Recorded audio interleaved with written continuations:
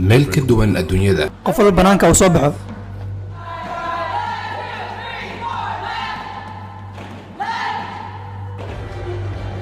sharciyadooda u gaarka ah markastana cadaaladda gacantooda ayay ku jirtaa. meeshaas barkadaas waxaan ku ciqaabnaa dadka geysta falalka kufsiga. iscafin la'aan, ku laabta qolalkiina. tuugo, rabshado iyo daroogooyin. daroogo kasta ayaa halkan ka heli kartaa. sidoo kale dhibaateen waxaan u sameeyey sidaan ugu dhigo mid adag. iyo xaalad bini'aadinimo oo aad u daran. waxaanoo dhan waxay ka dhacayaan xabsiga gudihiisa.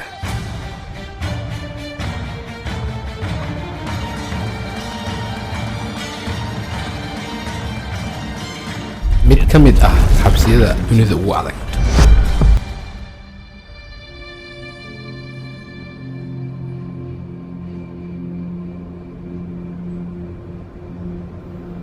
La Paz, Bolivia, caasimadda dalka Bolivia. 3,500 mitir ayay ka sareysaa badda, waana caasimadda ugu maamul sareysa adduunka. magaaladan buuraleyda ah marka laga soo tago siyaasadda waxaa ka jira laba shay. labada shay oo kale ah faqriga iyo dambiyada. Bolivia waa wadanka labaad ee ugu faqrisan Latin America, waana wadanka saddexaad ee ugu soo saarista badan daroogada cocaine-ka. ku dhawaad 50% dadweynaha Bolivia waa dad aad faqri u ah. kuwa faqriga ah ayaana gala falalka dambiga, kuwaasoo ugu dambeyn gala xabsiga.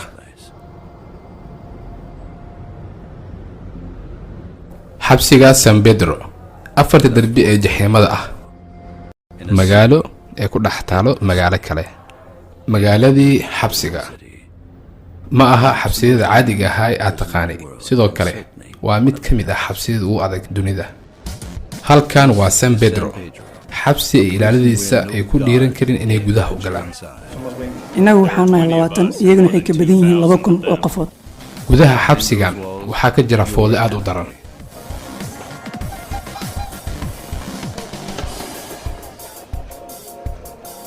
halkan wax badan ayaa ka dhaca, keliyana waxaa ka badbaada kuwa xoogga leh.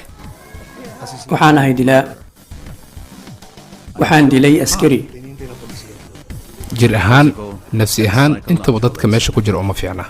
waxaan ka baqaynaa nafsadeeda meeshaan ku waayo. shay kasta iyo wax walbaba halkan waad ka heli kartaa. waxaan haynaa daroogo walbo aad ka heli lahayd banaanka. meel aan caqligal ahayn oo la iskugu keenay kuwa xooga, carruurta, kuwa daroogada ka ganacsada iyo hooyooyinka uurka leh.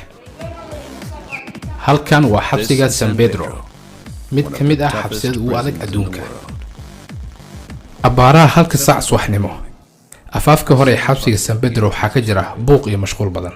inkastoo xabsiga magaalada ku yaal uu aad u buux dhaafiyey, waxaa la keenaa maalin kasta maxaabiis cusub oo dambiye soo gala.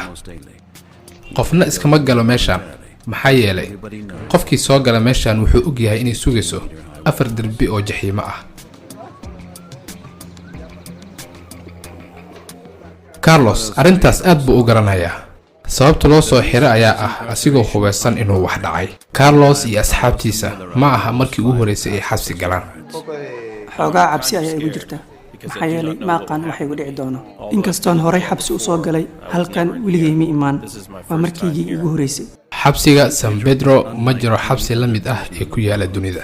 taliyaha xabsiga ee Iban waa qofka ugu dambeeya ay arki doonaan maxaabiista cusub ee ku xukuman muddada aadka u fog. wixii halkan ka dambeeya waa nin walba iyo naftiis. taliya Iban wuxuu maanta diiwaangelinayaa 10 maxbuus oo cusub. wax shabad miyaa leedahay?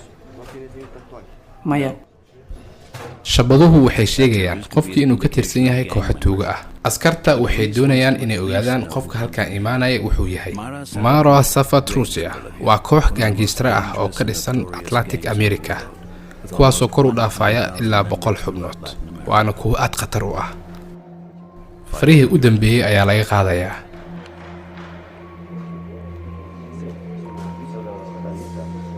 kadib sawir ayaa laga qaadayaa. shaqada askariga halkan ayay ku eg tahay. kadibna waxaa loo gudbinayaa gudaha xabsiga. shaqadeed halkan ayay ku eg tahay. gudaha ayuu galayaa waxaa la wareegayaan kooxda Delegado iyaga go'aaminaya wax ku dhacayo Ahí le van a dar a la sección que corresponde. hogaamiyaasha xabsiga ee loo yaqaano delegado ayagaa xukuma meeshaan wax walba iyo goor kasta xoogaa socod yar kadib waxaa la tegi doonaa meesha laga galayo xabsiga meeshaasoon askarta aysan wax awood ah ku lahayn kadib tuugada ayaa la wareegaysa xukunka mid ka mid ah xabsiyada ugu adag dunida kaasoo aysan gudihiisa ku jirin wax ilaalo ah xabsiga San Pedro maxaabiistu waa la isku fasaxay dowladana ma soo faragelin karto sidoo kale wax askar iyo ilaalo ah kama jiraan xabsiga gudihiisa kuwa xabsiga xukuma waxay u kala sareeyaan dilaayaal qaswadayaal iyo kuwa daroogada ka ganacsada waxayna maamulaan 8 degmo oo ka tirsan San Pedro kooxda xukunta waxay xaqiijinayaan inay gacanta ku dhigaan xabsigaas oo ku dhex yaala magaalada dhexdeeda meesha ugu fiican magaalada La Paz kaas oo gacantooda oo marnaba ka baxeen gudaha xabsiga maxaabiista si xur ah ayay isku dhex marayaan kuwa cabtooyda ah kuwa wax dila iyo kuwa wax kufsada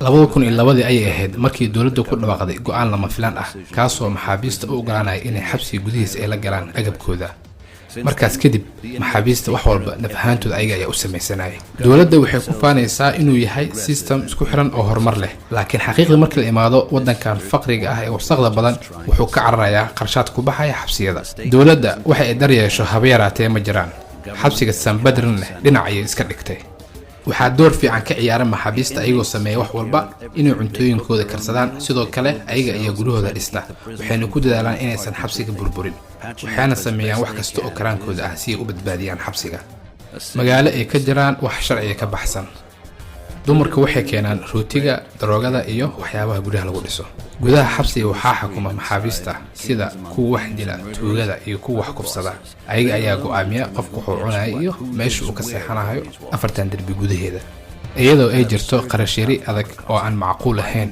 lana rabo nidaamka iyo sharciga meesha ka jira in loo hoggaansamo San Pedro waa mid ka mid ah xabsiyada ugu adag uguna halista badan dunida qof walba waa og yahay kuwa ku cusub waa og yihiin Carlos xitaa waa og yahay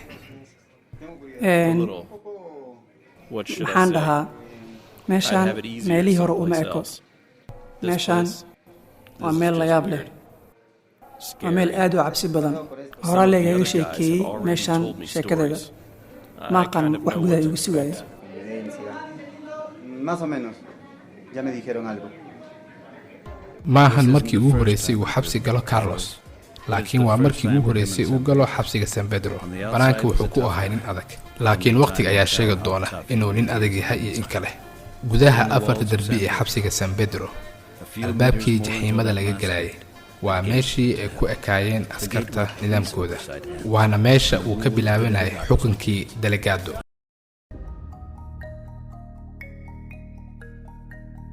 maxaabiista cusub waxaa loo geenayaa madaxda delegado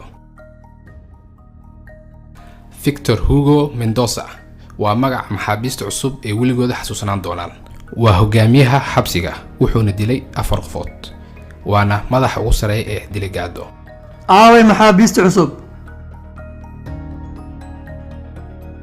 adinkana baxa waxaad ii keentaan maxaabiista cusub ee xabsiga la keenay maxbuus walba cusub wuxuu soo marayaa Mendoza maadaama uu yahay boqorka xukuma xabsiga asigaana leh amarka xabsiga waa aniga ninka go'aaminaya waxa ka dhacaya xabsigan maxbuus walba cusubna aniga ayuu soo marayaa waxaanu sharxayaa nidaamka iyo shuruucda xabsiga si loogu fogaado inay dhibaato ka dhex dhacdo gudaha xabsiga dhibaatooyinkaas oo maxaabiista cusub noloshooda khatar gelin kara ama naftooda ku weyn karaan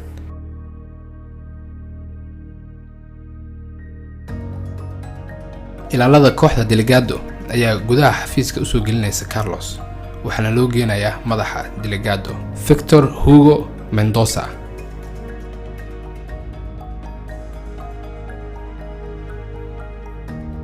maxbuuska cusub ninkan miyaa haa mudane hagaag Gallegos Luis Carlos Agosto si taxadar lay dhegeyso kuwani waa shuruucda xabsigan xabsigan maxaabiista shuruucdooda ayaga ayaa samaysta waxa ugu muhiimsan marka laga soo tago waxyaabaha kale waa inaad xushmayso qof kasta sidoo kale una hoggaansanto xukunka delegado. xabsiga San Pedro wuxuu ka kooban yahay 8 qaybood. kooxda delegado ayaa go'aaminaysa qofka meesha uu ku noolaanayo. qaybtii mar lagu qorne lagama yaabo in laga bedelo. qayb kasta waxay leedahay darajo u gaar ah. qayb waxaa degan kuwa xukuma ee awoodda leh, qaybna waxaa degan kuwa la xukumo. Carlos waa inuu helaa lacag ku filan si uu u badbaado, maxaa yeelay wuxuu cuni lahaa iyo meeshuu seexan lahaa kulli waa lacag. guud ahaan wuxuu dareemayaa cabsi, wuxuuna ka cabsanayaa inuu su'aalo weydiiyo dadka. kooxda delegado waxay diiwaan gelinayaan faldambiyeedkiisa, da'diisa iyo muddada lagu xukumay. Mendoza ayaa amray in la wado. Carlos naf ahaantiisa ma oga wax ku dhici doona. kooxda delegado ayaa ku hagaysa Carlos qaybta lagu qoray.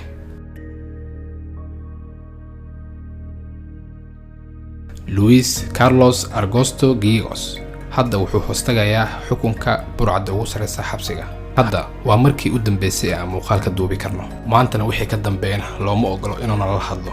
wixii ku dhici doonana lama garanayo. sida ugu dhaceen iyo sababta ugu dhacday qof banaanka ka jooga xabsigan ma ogaan karo. xabsiga San Pedro waa xabsiga kaliya uusan booliiska gudaha u gali karin xaqiiqdii. askarta ilaalada xabsiga ma kala jeclaha gudaha xabsiga wax ka dhacaya. nidaamka adeegsadaan ayaa ah qofkii aan waxba arkin waxba ma oga.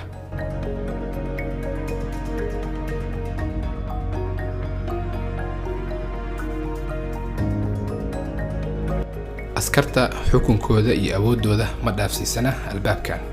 waana meesha dadka booqashada u imaanaya loogu hubiyo aqoonsigooda si loogu sii gudbiyo xabsiga gudihiisa. waana intaas shaqadooda.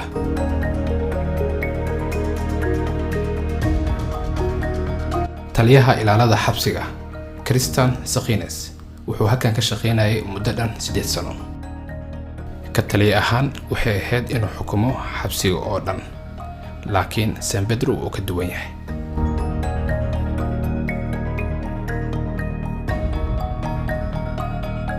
kooxda delegado ayaa nagu soo wargelisay haddii xabsiga wax ka dhacaan. sidoo kale ayaga ayaa xukuma qofkii dembi gala. innaga keliya waan dabaqnaa. Cristian Sakines aad buu u cabsanayaa. innaga waxaana 20 askari, iyagana waxay ka badan yihiin 2,000 oo maxaabiis. haddii loo fiiriyo 20 askari 2,000 oo maxaabiis, waxaan noqonaynaa kuwaan awood lahayn waxna aan qaban karin.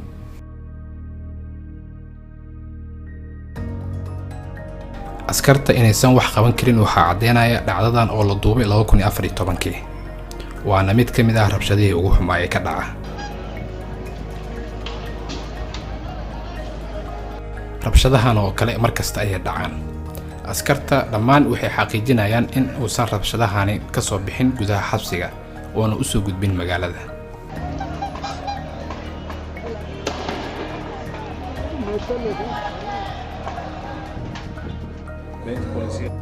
annaga rabshadahan kama hortegi karno. xaaladdaanna looma dulqaadan karo. fikraddan waa ay shaqaynaysay sannado badan ka hor, maxaa yeelay maxaabiista ayaa aad u yaraa waqtigaas. haddase duruufuhu waa ay isbedeleen. waxaan u malaynayaa sanadkan inuu ku dhammaan doono si xun. hadday jiraanna xaalado degdeg ah, annaga wax kama qaban karno.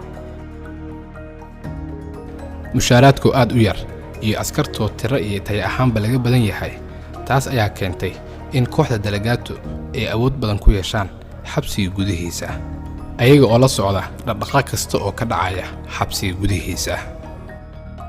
kooxdan waa laga baqaa, aadna waa loo xushmeeyaa, maxaa yeelay qofka noolaanaya iyo qofka la dilaya xabsiga gudihiisa ayaga ayaa go'aamiya. waxaana madax u ah Victor Hugo Mendoza, kaasoo ah burcad weyn haddana ah hogaamiyaha kooxda delegados.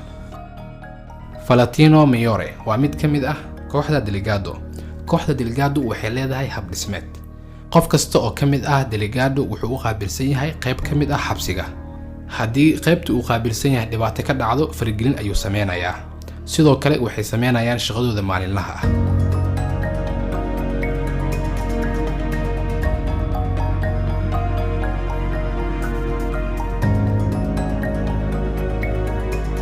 maxbuus walba inuu lacag kira bixiyaa, waana shaqadeyda midaas inaan lacagta soo aruuriyo.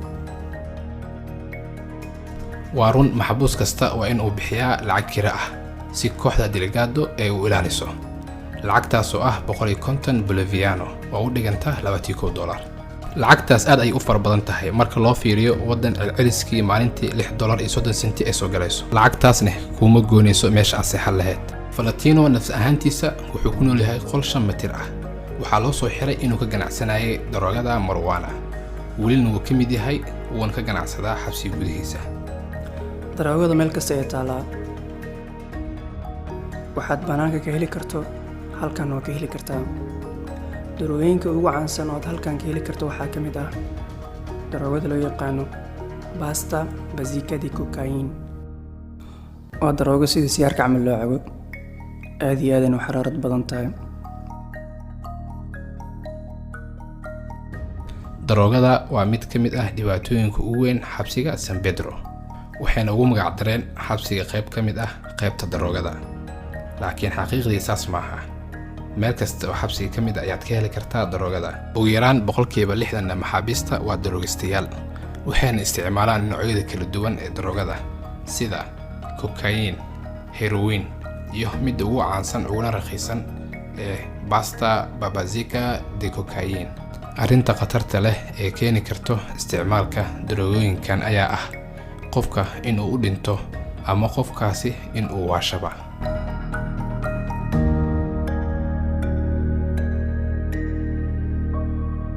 sida xadka baxa ah ee daroogooyinka u isticmaalayaan maxaabiista iyo dhibaatooyinka uu sababayo dhammaan way la socdaan kooxda delegado